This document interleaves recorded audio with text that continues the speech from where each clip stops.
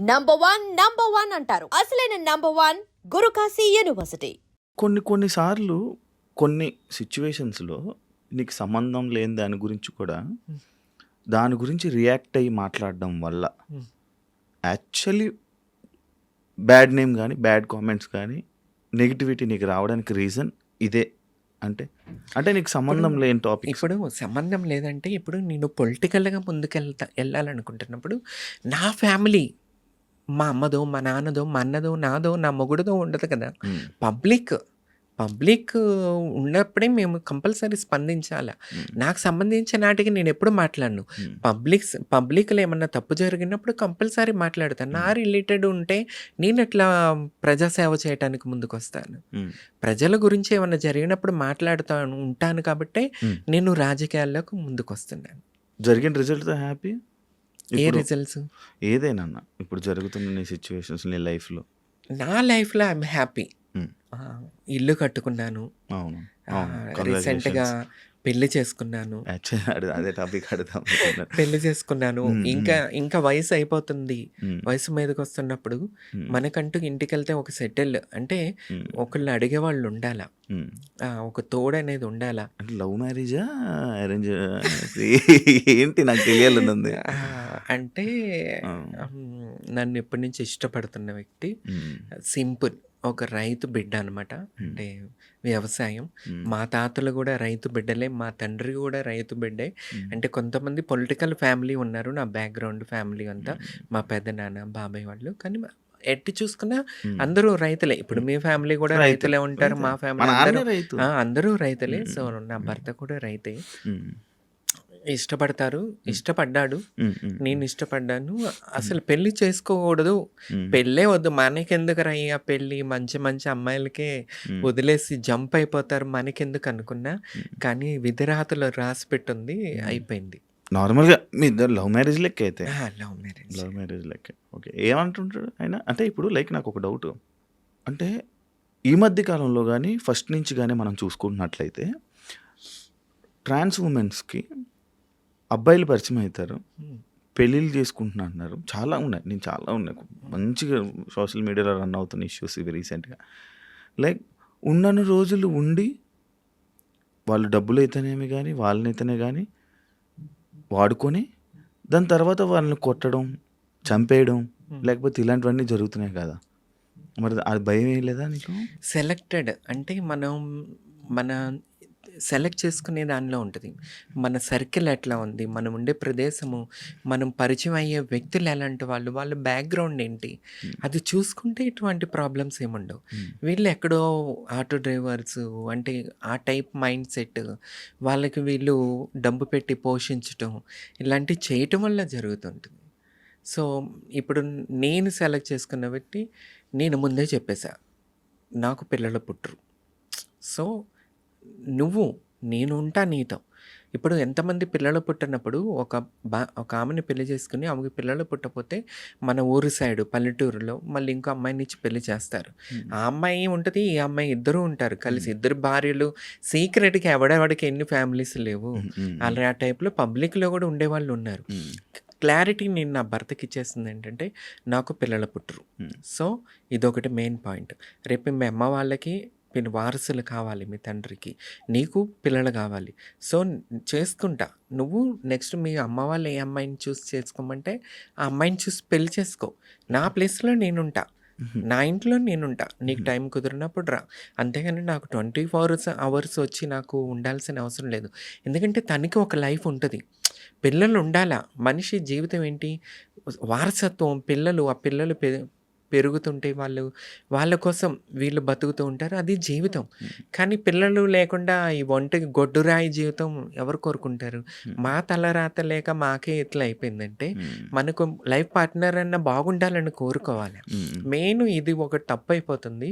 నేను ఆయనకి క్లారిటీ ఇచ్చేసాను. నీ ఫ్యామిలీ నీకు ఇంపార్టెంట్. మీ పేరెంట్స్ నీకు ఇంపార్టెంట్.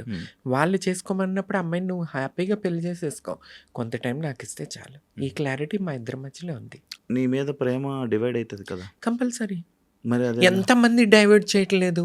ఇప్పుడు పెళ్లి చేసుకుని నాతోనే ఉండిపోతాడు.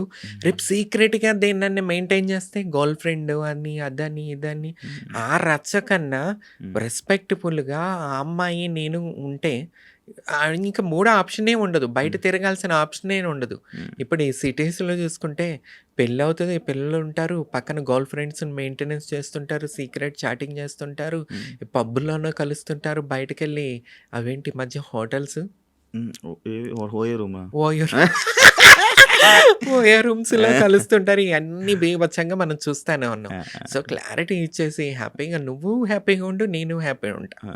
ఫోన్ చేయగలరా? మాట్లాడతారా? మాట్లాడతాడు. మాట్లాడతారా? మాట్లాడించగలవా మాతో? హిందీలో మాట్లాడతాడు. హిందీలో ఒకసారి ఫోన్ చేసి మాట్లాడు.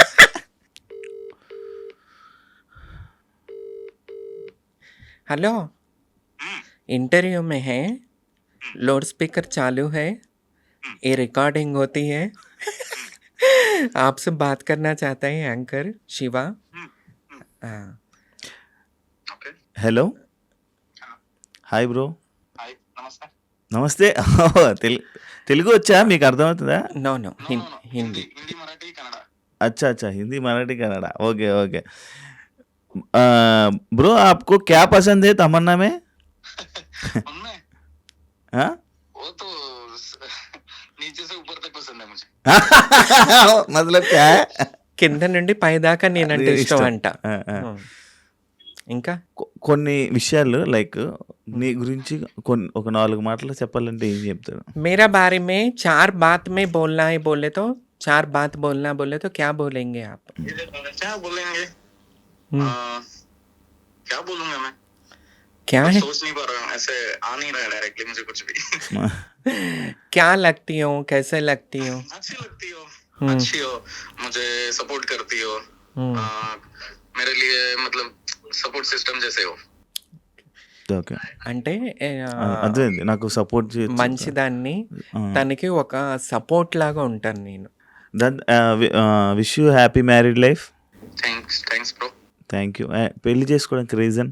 मुझसे शादी करने के लिए रीजन क्या है? रीजन हम्म, रीजन तो एक ही था. क्या क्या? था? मतलब जब हम मिले थे दोनों, तब लोग क्या सोचेंगे, लोग क्या बोलेंगे, ऐसे हम रिलेशन में रहेंगे तो सिटी नहीं है जो हम लिविंग में रहेंगे. इसलिए डायरेक्टली शादी कर ली. मतलब किसी का कुछ सुनना नहीं है, किसी को कुछ बोलना भी नहीं है हमें. Okay. Okay, done done. Thank you so much. అంటే ఆయన ఏం చెప్పాడంటే ఇప్పుడు ఊరు కదా, హైదరాబాద్ కాదు. లివ్ ఇన్ రిలేషన్‌లో ఉంటారు. పెళ్లి కాకపోయినా ఎవడు పట్టించుకోడు అపార్ట్మెంట్స్‌లో అట్లా. అది ఊరు. ఊరు అన్నప్పుడు ఎట్లా ఉంటదంటే నలుగురు 4 మాటలు 4 మాటలు. ఇప్పుడు నా ఇంటికి ఆయన వచ్చి వెళ్తున్నప్పుడు ఏంటిది? తన్ని గుర్తు ఆ ఊరు అతని, నేను అక్కడుంటా. తప్పుగా మాట్లాడుకుంటారు రిలేషన్ గురించి అని చెప్పి ఆయన నాకు గౌరవం కల్పించాలి ఊరిలో. అందరూ నాకు గౌరవం ఇవ్వాలని చెప్పి ఆయన పెళ్లి చేసుకోవటం. అంటే నాకు గౌరవం కల్పించాలి, తప్పుగా మాట్లాడుకోకూడదని ఒక్క రీజన్ వల్ల నన్ను పెళ్లి చేసుకున్నానని ఆయన చెప్పాడన్నమాట. అదే అదే నాకు అర్థం జనాల కోసం సో ఎక్స్ప్లెయిన్ స్వీట్ చేశారు. కదా. అవునవును సార్. నా నా గౌరవం గురించి ఆలోచిస్తాడు. మీ ఇద్దరికి పొసెసివ్లు గొడవలు ఉంటాయా? నేను రాక్షసుని కదా, కంపల్సరీ. నేనే. ఆయన పాపం కూల్గా okay okay okay cool cool అనుకుంటూ ఉంటాడు. ఎలా ఉంది లైఫ్ పెళ్లి తర్వాత? చాలా బాగుంది చాలా శివ. చేంజ్ కూడా అయిపోవచ్చు. పెళ్లి చేసేసుకో శివ. చాలా బాగుంటది లైఫ్. ఎట్లా ఉంటది అంటే ఒక సెటిల్మెంట్ అనేది వచ్చేస్తుంది. చూసావా చక్కగా చబ్బీగా నా భర్త నాకు మంచి ఫుడ్ తినమ్మా తినమ్మా నువ్వు తినాలమ్మా తినమ్మా అని పెడితే వల్లే ఇట్లా అయిపోయా. చాలా అయిపోయి 5 చాలా సంవత్సరాల లావు క్రితం నేను ఇంటర్వ్యూ చేసినప్పుడు బిగ్ బాస్ అప్పుడు సన్నగా ఉండే, సన్నంగా పైగా ఉండే. ఇప్పుడు పొలిటికల్గా కూడా ఉంటున్నాను కాబట్టి కొద్దిగా స్ట్రాంగ్ ఉండాలి.